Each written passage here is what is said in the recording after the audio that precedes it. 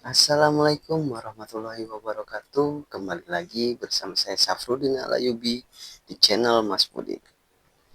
Di video kali ini teman-teman saya ingin menceritakan sebuah kisah nyata dari Mbak Yuli di Mojokerto. Sebelum masuk ke ceritanya teman-teman jangan lupa untuk like, komen, share, dan subscribe agar channel ini terus bisa berkembang dan terus bisa menyuguhkan cerita-cerita kisah nyata dan cerita misteri. Baiklah teman-teman, ceritanya terjadi di tahun 2001. Ya teman-teman, Mbak Yuli ini adalah seorang anak dari keluarga yang sederhana gitu kan. Suatu ketika orang tuanya ini usahanya benar-benar menurun gitu kan. Nggak tahu cara apa lagi gitu kan. Sebenarnya udah begitu sabar orang tuanya Mbak Yuli ini. Nah, ketika itu tepatnya di hari Jumat, nah, bapaknya dan ibunya Mbak Yuli ini pergi gitu kan, meninggalkan Mbak Yuli sendiri di rumah. Nah, sebelum pergi itu ibu sama bapaknya Mbak Yuli ini bilang, Kak, nanti eh, ibu sama bapak mau pergi dulu ya. Kamu sendiri paling nanti pulang agak malaman. Oh ya udah ya mah, nggak apa-apa. Berani kan? Iya mah. Kebetulan di situ juga ada pembantu gitu kan. Namanya Mbak Inem. Kan ada Mbak Inem ini. Terus si Mbak Inem itu dipanggil. Mbak, Mbak sini. Ya Bu, nanti temenin Yuli dulu ya di sini. Ibu sama Bapak mau pergi dulu. Mungkin agak malam pulangnya. Oh iya Bu. Akhirnya mereka tuh pergi gitu kan. Naik sepeda motor gitu kan. Berdua nggak tahu karena nggak ngejelasin ke Yuli itu ibu bapaknya mau pergi kemana gitu kan. Nah, setelah mereka pergi Mbak Yuli ini nanya ke Mbak Inem, Mbak Inem, ibu sama bapak mau pergi kemana, tahu nggak, ngomong nggak ke Mbak Inem. Aduh enggak non, kan dari tadi kan Mbak di dapur aja. Oh ya udah, ini temen saya ya nanti. Iya, akhirnya udahlah di situ. Nah, singkat cerita ibu sama bapaknya itu pergi ke suatu desa karena dia pun ngedengar dari tetangga-tetangga jualannya itu nyaranin untuk ke sana nyoba. Nyoba. Akhirnya mereka pun nyoba agar jualannya itu bisa rame lagi gitu kan. Nah, setelah itu sekitaran jam 4 sore mereka itu sampai di desa yang dituju. Maaf teman-teman, saya nggak bisa sebutkan desanya dan tempat detailnya gitu kan. Nah, singkat cerita, mas, setelah ketemu dengan rumah, sebut saja namanya Mbak Warso. Gitu kan. Mbak Warso ini adalah orang spiritual. Gitu kan. Ketika ibu bapaknya Mbak Yuli ini nyampe di situ dan ketemu sama Mbak Warso, bilang ke Mbak Warso tentang niatan mereka itu datang ke sini apa. Wah, iya ada apa? Bisa minta tolong nggak Mbak? Apa? Ini Mbak, usaha saya, aduh, lagi morat-marit terus gitu. Oh, pengen rame lagi gimana Mbak? Wah, itu mah gampang katanya. Emang syaratnya apa aja Mbak? Tanyalah dari bapaknya Mbak Yuli. Ya, cukup ini kok. Syaratnya ada semua. Di sini juga udah disiapin ada. Kalau emang nggak sempet beli, di sini udah sediain. Tinggal digantiin aja. Oh ya udah Mbak, kalau kayak gitu kebetulan jadi nggak repot-repot. Akhirnya si Mbak Warsi itu masuk ke kamar, bilang ke mereka itu, tunggu bentar ya, saya ambilin. Akhirnya masuk ke kamar si Mbak Warsi. Dia bawa suatu bungkusan. Ya apa ya, kayak kain gitu. Terus di kainnya itu warna merah. Akhirnya ditaruhlah di depan mereka ini. Nah, ini syarat-syaratnya. Di situ tuh ada yang namanya kembang 7 rupa. Terus ada yang namanya telur dan macam-macam lah. Ada kemenyan, ada wewangian gitu kan. Nah, di situ akhirnya mau Warso itu, ini syarat pertamanya ini dan harganya sekian. Akhirnya mereka pun menyanggupi gitu kan. Langsung bayar terus nyuruh mereka berdua itu mandi dulu dengan kembang itu. Setelah bapak dan ibunya Mbak Juli ini udah mandi, udah selesai, kembali lagi ke ruang praktek di mana Mbak Warso itu nungguin di situ. Udah selesai, terus Mbak, kita gimana lagi? Mbak Warso itu sempet ngasih suatu kain yang udah dijahit gitu kan. Ya segini lah, dijahit dan warnanya merah sama hitam. Yang merah itu simpen di dompet, yang hitam itu simpen di bawah warung. Nah, pas itu udah jelas, udah Mbah katanya.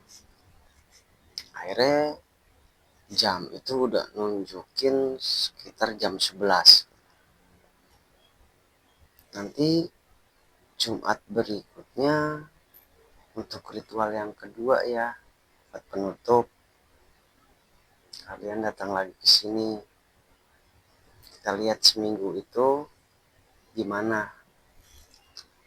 Ya Mbah katanya. Akhirnya mereka itu pulang, pamitan sama Mbak Warso, pulang sampai rumah itu sekitar jam 12-an. Sekitar jam 12-an itu Mbak Yuli kebetulan belum tidur kan, masih nonton TV nungguin orang tuanya, ditemenin sama Mbak Inem tadi.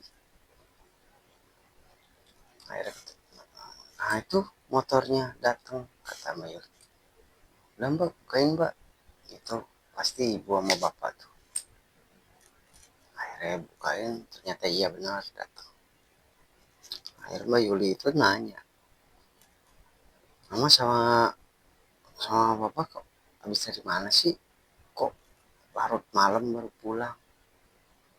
Itu tadi ketemu sama temen-temen dulu waktu zaman sekolah. Oh, jadi ngobrol-ngobrol dulu. Nggak kerasa udah malam. Tapi Mbak Yuli itu di situ menyium bau seperti bau kembang gitu kan. Kok Mama sama papa baunya seger banget, bau kayak bau kembang gitu.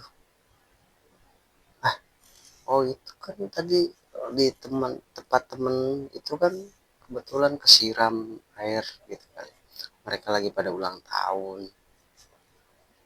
Oh, ya cuman naruh curiga seperti itu aja gitu. Tapi auranya itu, aura orang tuanya Mbak Yuli itu, yang Mbak Yuli rasain itu beda gitu kan. Oh, kamu belum tidur sih kak? Kan nungguin mama sama papa pulang. Ngapain nungguin? Ya udah sekarang istirahat. Akhirnya udah istirahat. Singkat cerita, keesokan pagi itu ya aktivitas orang tuanya Mbak Yuli ya seperti biasa jualan. Nah, jualan di hari itu bener-bener rame banget warungnya itu. Rame sampai-sampai bapaknya sama ibunya tuh, terutama ibunya tuh bilang ke bapaknya, "Bapak ampun Pak, alhamdulillah rame sekarang. Ya, udah kita diam-diam aja. Jangan sampai orang tahu pada curiga. Udah, kita pulang sore pulang." Mbak Yuli pun ya seperti biasa lagi nonton TV. Udah pulang. Oh iya teman-teman, Mbak Yuli ini usianya kurang lebih 19 tahun. Nah, habis itu ya dalam seminggu itu sampai ketemu hari Jumat itu ya seminggu lah, yang namanya jualannya orang tuanya Mbak Yuli itu memang benar-benar rame, habis-habis terus gitu kan. Ya bukan habis semua gitu kan, artinya banyak yang beli lah. Nah, setelah itu singkat cerita masuklah di hari Jumat yang kedua ini, mereka pun berangkat enggak dari rumah, dari setelah nutup warungnya mereka langsung ke Mbak Warso itu berangkat tanpa ngabarin si Yuli gitu. Berangkat nyampe ke Mbak Warso bilang, "Mbah, alhamdulillah rame mbah seminggu ini mbah." Nah itulah akhirnya si bapaknya Mbak Yuli ini karena dapat untung lebih lumayan gitu kan. "Oh iya mbah, ini buat kita ada rezeki buat mbah, buat kelebihannya." "Oh ya udah, iya makasih." "Oh iya lupa, sekarang di ini kan baru gituin, kalau pengen kedepannya rame terus harus perjanjian katanya." "Perjanjian gimana mbah?" "Ya harus ada ijab kabulnya biar nanti kedepannya lancar." "Apa itu mbah?" "Ya mbak, yang pertama ayam cemani katanya, terus yang kedua bikin nasi tumpeng dan sebagainya lah." Dan Mbah Warso pun bilang, "Ini mau dikasihin ke siapa? Ke ibunya apa ke bapak? Atau bapak punya orang di rumah?" "Maksudnya apa mbah?" "Ya ini untuk cuman syarat aja, syarat pamungkas terakhir gitu kan, biar usahanya selalu lancar." Akhirnya mereka berdua tuh mikir kan, mikir apa ya, ibunya nggak mau, bapaknya nggak mau. Kebetulan Mbak Yuli itu sebenarnya anak angkat gitu kan, anak angkat tetangganya dulu, yang di rumah yang dulu itu, karena ekonominya benar-benar apa ya, semrawut gitu. Akhirnya nitipin ke orang tuanya Mbak Yuli yang sekarang itu dengan digantiin uang gitu. Ibaratnya dijual lah. Nah ketika itu bapaknya bilang, ya udah kita itu Yuli aja, janganlah pak, kasihan Yuli orang terawat. Lah kan dia kan bukan anak kandung kita juga, anak orang lain. Ini buat biar kita itu hidupnya enak ke depannya. Nah akhirnya mereka tuh sempet cekcok, akhirnya memutuskan ya udah menyerahkan Yuli. Akhirnya si mbak itu nyiapin semuanya, karena waktu itu masih sore gitu, karena di seberang jalan itu masih ada yang jualan yang namanya ayam itu juga ada, terus yang nasi tumpengnya ada, udah gitu udah ada persiapan. Nah, mereka beli dan malam itu pun juga di ritual si Mbah Arsonya itu dengan komat kamit apa gitu bla bla bla gitu kan, nggak tahu bacanya baca apa, dan ngomong nanti kalau di rumah terjadi apa-apa hiraukan aja. Iya mbah, ya udah mbah kita pulang. Akhirnya mereka pulang tepatnya jam 11 gitu kan, jam 11 pulang. Ya seminggu 2 minggu itu ya tetap stabil gitu pemasukan sampai terbelilah mobil dari ibu bapaknya Mbak Yuli ini, kebeli mobil, dan Yuli pun juga dibeliin suatu perhiasan kayak kalung, gelang. Nah Yuli bilang, alhamdulillah banyak rezekinya, katanya kita udah punya mobil. Iya nanti kalau ada rezeki lagi mau ngebenerin rumah, katanya mau dibagusin lagi. Yuli pun seneng, awalnya seneng. Setelah minggu ketiganya si Yuli itu didatangi sesosok makhluk seperti monyet gitu kan. Ketika si Yuli lagi tiduran, tiba-tiba ngeliat di kasurnya itu banyak bulu monyet gitu kan. Sampai kaget Yuli tuh, bulu apaan? Akhirnya si Yuli itu bersihin.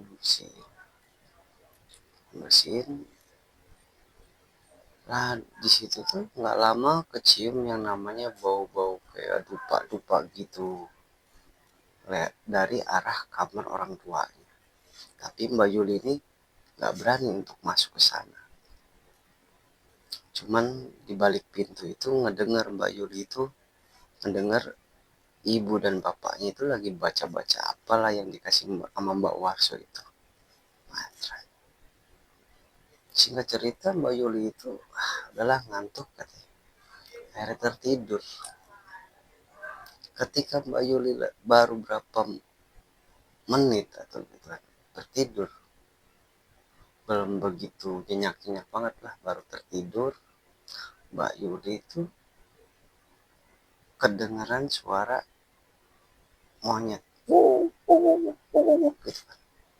Kaget Mbak Yuli itu, ketika melek ternyata ada sosok monyet gede gitu kan, gede lah, hampir sama kayak Mbak Yuli tingginya, sekitar 160 gitu kan, berdiri di depan pintu. Berdiri depan pintu, pas gitu Mbak Yuli teriak. Akhirnya kan orang tuanya itu menuju ke kamar Mbak Yuli, dan Mbak itu juga, Mbak Inam juga kaget, sempat kaget lah di situ. Kenapa Yul? Kenapa nih? Apa? Ada monyet gede, Pak. Ada monyet gede gitu. Monyet dari mana? Orang nggak ada apa-apa. Kamu mimpi kali. Enggak, beneran beneran tadi Yuli lihat sini. Enggak. Pas di situ ibunya Mbak Yuli itu sempet was-was, takutnya si Mbak Inem ini tahu gitu kan. Tapi si bapaknya itu udah nggak apa-apa, udah pura-pura kita nggak tahu gitu. Terus udah biasa, keesokan paginya Mbak Yuli itu kerasa badannya itu pada sakit, karena di malam itu benar-benar Mbak Yuli itu disetubuhi sama monyet itu gitu kan. Tapi dengan Mbak Yuli nggak sadar. Akhirnya berapa hari kemudian itu ibunya dan bapaknya Mbak Yuli itu ke Mbak Warso lagi. Bah, kok anak saya ini semalam datengin monyet ini? Iya, itu kan perjanjian kemarin kan katanya buat ke Siuli, makanya. Oh, jadi Mbak itu kita tuh numbalin Siuli.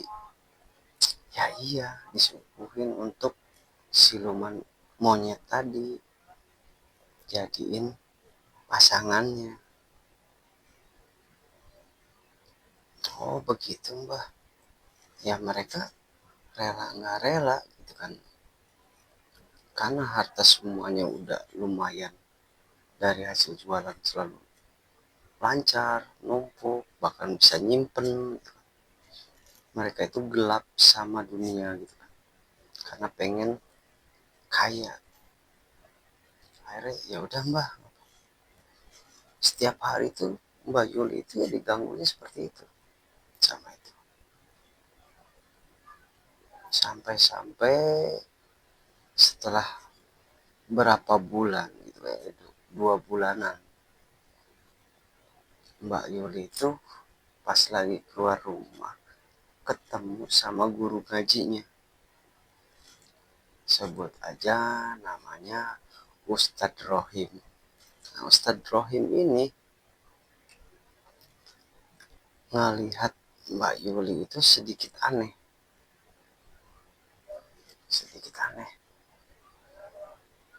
Akhirnya manggil Pak Ustadz Rohim itu, manggil Yuli sini. Hei iya Pak Ustadz, Assalamualaikum. Ada apa Pak Ustadz? Kamu baik-baik aja kan? Baik Pak Ustadz. Kenapa? Oh enggak, ya udah nanti ikut Bapak di itu ya, di madrasah. Oh, ya udah ya Pak. Kebetulan Pak istrinya Pak Ustadz juga ngajar di situ. Akhirnya di ruangan itu mereka bertiga ngobrol. Yuli, kamu ada keanehan apa ya? Bisa nggak cerita ke Pak Ustadz? Keanehan apa Pak? Nggak ada Pak Ustadz. Akhirnya Yuli itu nginget-nginget lagi. Oh iya Pak Ustadz, akhir-akhir ini Yuli sering didatangin monyet. Pak Ustadz itu udah pilih.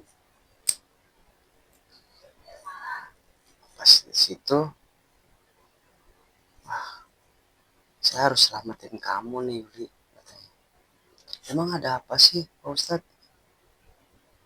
Kamu ditumbalin sama orang tua kamu. Makanya usaha orang tua kamu lancar kan? Kamu bisa beli mobil, bisa beli perhiasan. Akhirnya di situ Mbak Yuli itu nangis. Nangis dan ngerasa kecewa banget sama orang tuanya. Kenapa sih ditumbalin? Tapi di suatu sisi lain, Mbak Yuli itu dari kecil emang diasuh sama ibu bapaknya itu, padahal ibu bapak yang angkat gitu kan. Dan ketika itu pula si istrinya Pak Ustadz itu bilang, emang orang tua kamu nggak bilang? Bilang apa Bu tentang kamu? kamu kan bukan anak kandung aslinya mereka, maaf ya, bukannya ibu lancang katanya. Semakin terpukul di situ. Oh gitu. Akhirnya ya udahlah, Yuli pamit. Yuli kata Pak Ustadz, pokoknya kamu nanti insya Allah Bapak selamatin, tapi jangan marah sama orang tua kamu ya, bagaimanapun dia udah ngebesarin kamu dari kamu kecil sampai sekarang. Iya Pak Ustadz. Dalam hatinya emang terpukul banget si Yuli ini, Mbak Yuli ini. Datang-datang ke rumah, tiba-tiba langsung masuk kamar. Ibunya itu aneh ketika ibunya lagi nonton TV. Ini anak tiba-tiba datang langsung ke rumah, langsung ke kamar aja, tumben. Akhirnya ibunya nyamperin, kak, kak, dibuka, si Yuli lagi nangis. Kamu kenapa kak, kok nangis? Nggak apa-apa mah, cerita sama mama, ada apa? Nggak ada apa-apa, cuman ini aja, gak enak badan, jadi apa, sedih gitu. Kalau Neno itu minta kerokan tuh sama Mbak Inem. Iya nanti mah. Akhirnya orang tuanya keluar lagi. Yuli di hari itu pun terus-terusan nangis. Kenapa begitu tega gitu. Ketika malamnya jam 12, Yuli itu nggak tidur. Dan sosok makhluk monyet itu datang lagi. Yuli pun bertanya, kamu disuruh siapa? Katanya. Hampir tiap hari kesini lagi. Kamu mau apa? Saya diperintah ya, kamu itu ya pasanganku, katanya. Kata si makhluk monyet ini kan. Kan ibu bapak kamu udah menyerahin kamu sama saya. Gitu. Ke situ akhirnya si Yuli itu ya cuman bisa pasrah dulu. Pasrah. Berapa 2 hari kemudian tuh Pak Ustadz itu nggak tega ngeliat si Yuli seperti itu, gimana caranya nyelamatin. Dan di saat itu orang tuanya Mbak Yuli itu ngelanggar suatu langgaran yang dikasih sama Mbak Warso. Ketika di situ mereka itu ya udah mulai kacau lah. Dan Pak Ustadz itu nyelamatin Yuli. Nah di situ orang tuanya datang lagi ke Mbak Warso. Mbak Warso sembari nadanya keras gitu kan. Kalian gimana? Katanya udah menyerahin anak kamu. Tapi kenapa dihalangi? Kenapa manggil orang? Enggak mbah. Jangan enggak. Gini makhluknya itu ngadu ke saya gini. Karena ada seorang ustadz. Gitu. Ya ibunya itu ingat. Wah mungkin gurunya si Mbak Yuli nih. Akhirnya itu karena udah ngelanggar, kamu terima resikonya sendiri. Akhirnya mereka tuh udah mbah ini mbah kok bisa nggak diganti sama yang lain, nggak bisa katanya. Udah perjanjiannya itu ya itu, karena si makhluk ininya marah-marah terus kan, sampai-sampai mereka itu pun pulang tepatnya jam 12 malam lagi ngebawa mobil. Tiba-tiba di depan itu mereka nabrak sosok hitam berbulu. Nabrak, pas ngeliat itu monyet itu besar banget ngalangin jalan, sampai-sampai mobilnya itu banting gitu kan, apa digoyang-goyangin gitu kayak mau dibanting gitu kan. Nggak sempat mereka itu jalan lagi.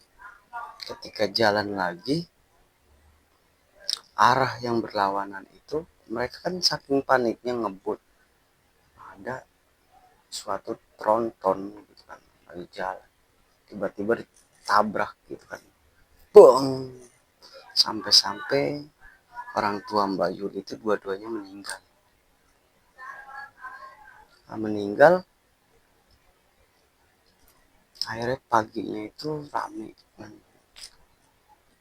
Jadi Yuli hanya bisa nangis sama si Mbak Inam itu, nangis. Dan yang ngurus-ngurus jenazahnya itu Pak Ustadz dan istrinya gitu kan, yang mandiin itu sama berikut warga-warga kan. Mbak Inem cuma hanya nenangin si Yuli, ini tenang, maksudnya biar nggak terlalu berlarut-larut sedih gitu kan, sembari nangis mereka berdua. Setelah udah dimandiin, setelah lagi pengen dikafanin, itu nggak lama itu timbul keanehan dari dua jenazah ini. Ibu dan bapaknya Mbak Yuli itu tangannya tiba-tiba keluar bulu, dan di sini pun berbulu seperti monyet. Akhirnya warga-warga itu gempar kan, ini wah, akhirnya dia ngomong, wah ini pesugihan nih, ini pesugihan nih, ini nih, rame lah, jadi buah bibir. Setelah mereka berdua itu meninggal akibat tabrakan itu. Akhirnya kata Pak Ustadz, buat para warga mohon dibukakan pintu maafnya buat almarhumah, biar semuanya diperlancar. Akhirnya setelah proses penguburan itu, tiba-tiba kuburannya yang tadi ngepas, tiba-tiba air keluar yang kegenang di situ. Akhirnya nyuruh warga itu untuk nguras lagi. Setelah kering, nggak lama nggak ngepas. Setelah nggak ngepas, diakalin lagi. Akhirnya Pak Ustadz berdoa, akhirnya bisa lah masuk ke liang lahat dengan kondisi mayat itu basah dengan air, tapi ditutup saja. Singkat cerita, berapa bulan kemudian Yuli pun hidup sendiri di rumah itu dengan ditemani sama Mbak Ina. Akhirnya Mbak Yuli itu pergi ke suatu tempat gitu. Pergi di suatu tempat, kebetulan lagi libur sama Mbak Inem. Nah, pergi di sana ya kayak tempat apa ya, tempat ziarah gitu. Banyak warga-warga yang ziarah ke sana, dan banyak juga monyet-monyet di sekitar itu karena pohon-pohonan rindang, dan monyet-monyet di situ emang kebanyakan kadang-kadang orang peziarah itu ngasih makanan. Ketika nyampe di sana, mereka ngelihat dua sosok monyet yang lagi nangis. Mbak Yuli itu bingung, bilang ke Mbak Ina, Mbak, sini deh. Apa? Itu kok monyet nangis ya? Bener nggak? Akhirnya mereka ngeliat kan dua-duanya, mandangin monyet itu kan nangis. Sampai-sampai nggak lama itu dari belakang itu Pak Ustadz dan istrinya itu kebetulan ke situ gitu kan. Hei Yuli, ada di sini. Pak Ustadz, ibu, ini mau ziarah ke sini sama si Mbak Yuli. Ah, terus kamu lihat apa? Itu Pak Ustadz, Bu, kok ada dua monyet ngeliatin ke sini tapi nangis gitu. Akhirnya Pak Ustadz itu menceritakan. Jadi gini Yuli, orang tua kamu sekarang yaitu, maksud Pak Ustadz, jadi monyet. Iya, karena dia udah perjanjian sama orang pintar itu. untuk numbalin kamu, dan kebetulan dia bukan kebetulan ya, karena dia melanggar, akhirnya terjadilah. Dan sekarang orang tua kamu itu jadi budak mereka dan berubah jadi monyet. Di situ Mbak Yuli sedih, sedih karena awal kesel juga gitu. Tapi nggak tega ngelihat orang tua yang tadinya ngurus dia dari kecil sampai dewasa, sampai numbalin gitu. Sekarang lihat mereka itu jadi monyet sembari nangis. Ya udah, kata Pak Ustadz, kita doain aja supaya diampuni semuanya. Itulah teman-teman, singkat ceritanya dari kisah nyata pengalaman Mbak Yuli yang dialami secara langsung. Yang tadinya Mbak Yuli itu ditumbalin karena orang tuanya melanggar dari perjanjian itu, akhirnya orang tuanya lah dua-duanya itu meninggal dan berubah jadi monyet. Jadi sepasang dua monyet yang selalu nangis di tempat ada di situ di perziarahan. Ya buat teman-teman yang udah nge-like, udah komen, udah share dan subscribe, saya ucapkan terima kasih. Semoga Allah membalas semuanya dan semoga teman-teman sehat dan banyak rezekinya. Saya Safruddin Alayubi, mohon pamit. Assalamualaikum warahmatullahi wabarakatuh.